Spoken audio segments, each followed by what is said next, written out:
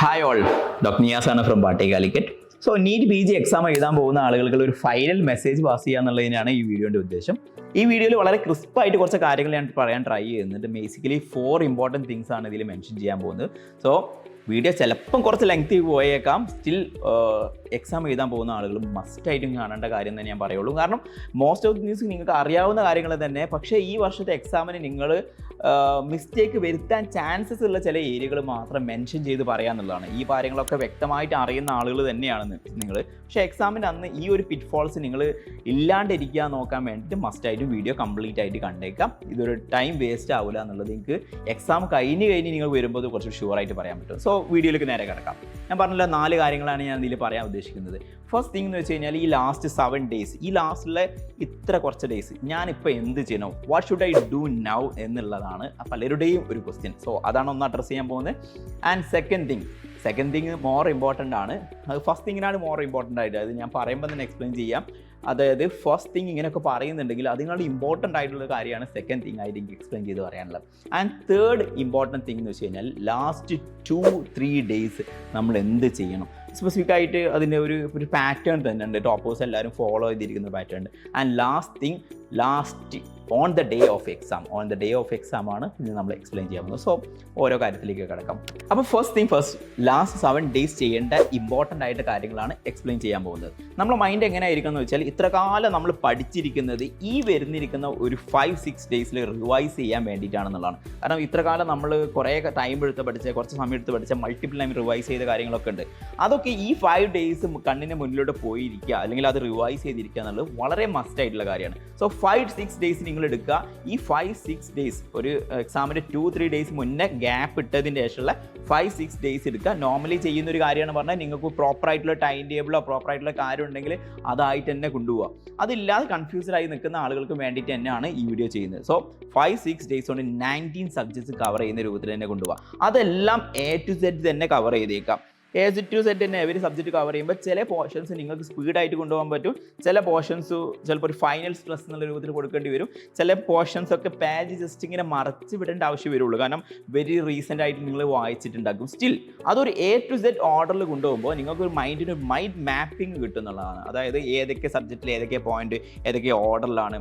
Retina എന്ന് പറയുമ്പോൾ നമുക്ക് എക്സാമിൻ്റെ അന്ന് ഇങ്ങനെ ബുക്ക് ഇങ്ങനെ മറിച്ച് ലാസ്റ്റിലേക്ക് ഒഫ്താൽമോളജിൻ്റെ ലാസ്റ്റ് നോക്കുന്ന പോലെയൊക്കെ ഫീൽ കിട്ടാൻ ഇത് വളരെ നല്ലതാണ്. സോ ഈ ഒരു 5 ഡേയ്സ് വളരെ കറക്റ്റായിട്ട് പാക്ക് ചെയ്ത് കൊണ്ടുപോകുക എന്നുള്ളത് തന്നെ 5-6 ഡേയ്സ് പാക്ക് ചെയ്ത് കൊണ്ടുപോകുക എന്നുള്ളത് തന്നെ പറയാനുള്ളത്. അപ്പോൾ ഈ സമയത്ത് ക്വസ്റ്റ്യൻസിൻ്റെ നമ്പർ കുറേ അധികം നിങ്ങൾ കൂടിയിട്ടില്ലെങ്കിലും യാതൊരു കുഴപ്പവും വരുന്നില്ല.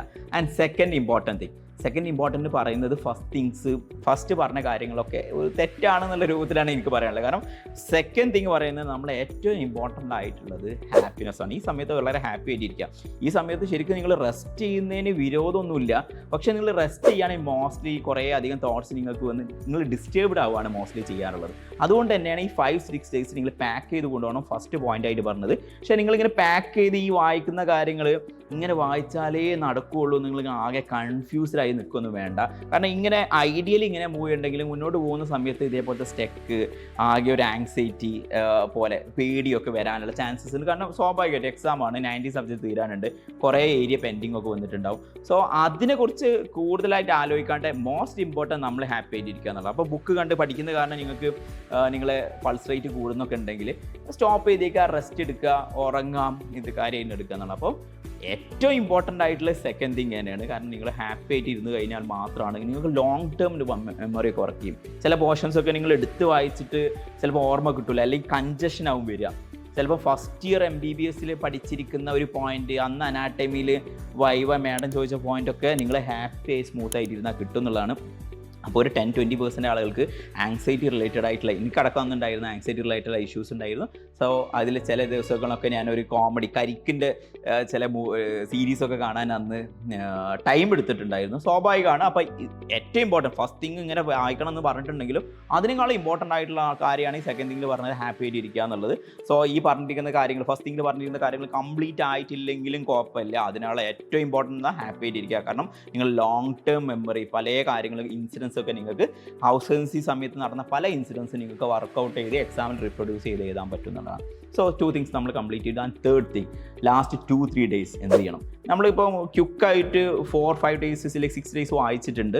അപ്പോൾ നമുക്ക് ക്വസ്റ്റ്യൻസിനോടും ഡിഫറെൻറ്റ് ഏരിയയിൽ നിന്ന് വരുന്ന ക്വസ്റ്റ്യൻസിനോടൊന്ന് എന്താ പറയുക, ആ ഇനേർഷ്യ ഒന്ന് ഒഴിവാക്കണം. ക്വസ്റ്റ്യൻ ചെയ്യാത്ത ഇനേർഷ്യ അല്ലെങ്കിൽ ഡിഫറെൻറ്റ് ഏരിയ എന്ന് പാത്തോളജിയിൽ നിന്ന് വരുന്ന ക്വസ്റ്റ്യൻ ചിലപ്പോൾ നമുക്ക് ചെയ്യാൻ പറ്റുന്നുള്ളതായിരിക്കും. പക്ഷേ പാത്തോളജി ആണോ മെഡിസിൻ ആണോ അനാട്ടമി ആണോ ഫിസിയോളജി ആണോ എന്ന് പറയാത്ത രൂപത്തിൽ ക്വസ്റ്റ്യൻസ് നമ്മുടെ മുന്നിലേക്ക് വന്നു കഴിഞ്ഞാൽ നമുക്കത് ചെയ്യണം എന്നുണ്ടെങ്കിൽ, എസ്പെഷ്യലി ദിസ് ഇയർ 5 പാർട്ടായിട്ട് ഇരിക്കുന്നുണ്ട്. അപ്പോൾ പല പാർട്ടിലും ഡിഫറെൻ്റ് ആയിട്ടുള്ള പോർഷൻസ് നിന്ന് വരാം.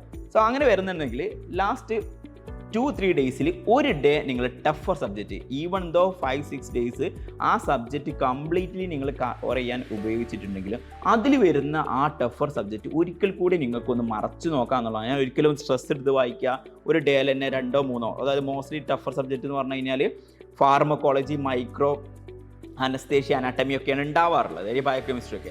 അപ്പോൾ ആ സബ്ജക്റ്റ് എല്ലാം കൂടെ തീർക്കണമെന്നില്ല, അതിൽ 2-3 സബ്ജക്റ്റ് സെലക്ട് ചെയ്ത് പേജുകൾ സിംപ്ലി ഒന്ന് മറച്ചു നോക്കുക. കാരണം മോസ്റ്റ്ലി ഇങ്ങനെ ടഫറായിട്ടുള്ള ഫാർമക്കോളജി എന്നൊക്കെ നമ്മുടെ എല്ലാ ടോപ്പേഴ്സായ കുട്ടികൾക്കും അല്ലെങ്കിൽ പേഴ്സണലി എനിക്കൊക്കെ ഉണ്ടായിരുന്ന അനുഭവം, അതൊക്കെ ഒന്ന് ഓർമ്മ വരാൻ ഈ സീക്വൻഷ്യലായിട്ട് ഈ പേജ് നമ്മൾ മറക്കുന്നതിലൂടെ നമുക്ക് ഹെൽപ്ഫുൾ ആവുന്നതാണ്. അപ്പോൾ 2-3 days, ലാസ്റ്റ് 2-3 days ഒരു ഡേ നമ്മൾ അങ്ങനെ യൂസ് ചെയ്തു. പിന്നെ വരുന്ന 2 days നമുക്ക് എന്ത് ചെയ്യാം, റാപ്പിഡ് ഫയർ ആയിട്ട് ഡിഫറെൻ്റ് ആയിട്ടുള്ള ഏരിയയിൽ നിന്ന് കസ്റ്റം മൊഴികളോ ബാക്കിയെല്ലാം ഇട്ടിട്ട് മൾട്ടിപ്പിൾ ക്വസ്റ്റ്യൻ ചെയ്യുക എന്നുള്ളതാണ്. ഒരു 500+, ചില ആളുകളൊക്കെ അത് പുഷ് ചെയ്ത് 700-800 കൊണ്ടുപോയിട്ടുണ്ട്.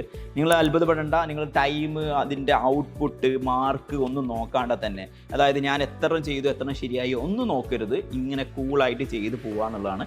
അത് നല്ലൊരു പുഷ്, അടുത്ത ദിവസത്തെ എക്സാമിന് വേണ്ടി നല്ലൊരു പുഷ് തരും. സോ നിങ്ങളെ ലാസ്റ്റ് ആക്ടിവിറ്റി ഇതാവും എന്നുള്ളതാണ്. ആൻഡ് ഫൈനലി 4th thing, നമ്മുടെ എക്സാം ഡേയിലുള്ള പ്രിപ്പറേഷൻ. എക്സാം ഡേയിൽ എനിക്ക് വിളിക്കാൻ ഉദ്ദേശിക്കുന്നില്ല, എനിക്ക് ആഗ്രഹിക്കുന്നത് ഒരു ചോക്ലേറ്റ് ഡേ എന്നുള്ളതാണ്. കാരണം നിങ്ങൾ ഇത്ര ദിവസത്തെ ആക്ടിവിറ്റി ചെയ്തിട്ടുണ്ട്, അതിൻ്റെ ഫൈനൽ ഒരു മെക്കാനിക്കൽ ഔട്ട്പുട്ട് കിട്ടുന്ന ദിവസമാണ്. അല്ലാണ്ട് നിങ്ങളൊരു സ്റ്റേജിൽ പെർഫോം ചെയ്യുന്നത് പോലെ കാണാൻ പോകരുത് എന്നുള്ളതാണ്. കാരണം ഇത്ര കാലം ഞാൻ പഠിച്ചു വെച്ചു, ആ പഠിച്ചു വെച്ചിരിക്കുന്നത് ഇന്ന് ഞാൻ മെമ്മറി നിന്നെടുത്ത് എഴുതാൻ പോകുന്നവരെ കണ്ടു കഴിഞ്ഞാൽ നിങ്ങൾക്ക് എന്തായാലും പെർഫോമൻസ് ആങ്സൈറ്റി വരും. നിങ്ങൾ ചെയ്യേണ്ടത് എന്താ, ഇത്ര കാലം നിങ്ങൾ പ്രാക്ടീസ് ചെയ്തിട്ടുണ്ട്, ആ പ്രാക്ടീസിൻ്റെ മസിൽ മെമ്മറി അല്ലെങ്കിൽ ഇത്ര കാലം ചെയ്തിരിക്കുന്നതിൻ്റെ റിഫ്ലക്സ് പ്രൊഡ്യൂസ് ചെയ്യുന്ന ദിവസമാണ്.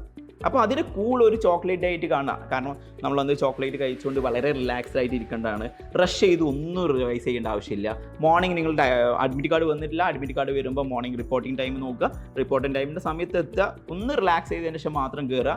എക്സാം ഹാളിൽ കയറി കഴിഞ്ഞാൽ നമുക്ക് ഒന്ന് റെസ്റ്റ് ചെയ്യുക. കാരണം വെച്ചാൽ ബാക്കി ഡിസ്കഷനിലേക്കോ കൂടുതൽ കാര്യത്തിലേക്കോ കൊണ്ടുപോകണ്ട. വേണമെങ്കിൽ അവിടെ ഒരു 5 minutes നാപ്പൊക്കെ നിങ്ങൾക്ക് എടുക്കാം. അത് കഴിഞ്ഞ് എക്സാം തുടങ്ങാം. എക്സാം തുടങ്ങുമ്പോൾ എനിക്ക് ഏറ്റവും കൂടുതൽ എല്ലാ വർഷവും സ്ട്രെസ് ചെയ്ത് പറയാനുള്ളത് ടൈം മാനേജ്മെൻ്റ് ആണ്. പക്ഷേ ഈ വർഷം അങ്ങനെ പറയാനില്ല. കാരണം നിങ്ങൾക്ക് തന്നെ ടൈം സ്പ്ലിറ്റ് ചെയ്ത് നമ്മുടെ എന്താ പറയുക എക്സാം ബോർഡ് നിങ്ങൾ കറക്റ്റായിട്ട് വെച്ചിട്ടുണ്ട്. 5 എക്സാം സിമ്പിൾ എക്സാം ആക്കി മാറ്റിയിട്ടുണ്ട്. അപ്പോൾ സ്റ്റിൽ നിങ്ങൾ അപ്പോഴും ബോധവാനാണ്ട് ഓരോ ടൈം സോണിലും അല്ലെങ്കിൽ ഓരോ സെഷനിലും നിങ്ങൾ പ്രോപ്പറായിട്ട് എല്ലാം കവർ ചെയ്യുന്നുണ്ടോ എന്നുള്ളതാണ്. അപ്പോൾ എക്സാം കയറുന്ന സമയം നോക്കുക, 3 തിങ്സോളും ബവൽ, ബ്ലാഡർ ആൻഡ് വെള്ളം കുറേ കുടിക്കണമെന്നില്ല. നിങ്ങൾ ചോക്ലേറ്റ് കഴിച്ചുകൊണ്ട് കയറുക, വേറെ സ്നിക്കേഴ്സോ ഡയറി മിൽക്ക് സിൽക്കോ ഒക്കെ കഴിക്കുക എന്നുള്ളത് മോസ്റ്റ്ലി ഒരു പ്ലാസിബോ എഫക്റ്റ് ആയിരിക്കാം. സ്റ്റിൽ സെറോട്ടോണിനൊക്കെ നന്നായിട്ട് പമ്പ് ചെയ്യാൻ ഹെൽപ്പ് ചെയ്യുന്നൊക്കെ പറയുന്നുണ്ട്. അപ്പോൾ ചോക്ലേറ്റ് ഒക്കെ കഴിച്ചുകൊണ്ട് അടിപൊളിയായിട്ട് എക്സാമിന് കയറുക. ആൻഡ് എക്സാമിന് ഇതേപോലെ ഏറ്റവും ഇമ്പോർട്ടൻ്റ് ആയിട്ട് ടൈം മാനേജ്മെൻ്റ് ആണ്. പക്ഷേ നിങ്ങൾക്ക് ഇഷ്യൂസ് വരില്ല. മോസ്റ്റ്ലി ഓൾമോസ്റ്റ് ഓൾ ക്വസ്റ്റ്യൻസ് തന്നെ എഴുതാൻ നോക്കുക എന്നുള്ളതാണ്. കാരണം ഈ വർഷത്തെ സ്കോറിങ് ഹൈ ആയിരിക്കും. ഈ 5 splits ABCDE സെഷൻസ് ഉണ്ടായത് കൊണ്ട് തന്നെ വെരി ഹൈ സ്കോറിങ്ങിലേക്കോ വെരി ഹൈ അറ്റംപ്റ്റിലേക്കോ പോകും. അപ്പോൾ എല്ലാ ക്വസ്റ്റ്യൻസും അറ്റൻഡ് ചെയ്യാൻ നോക്കുക.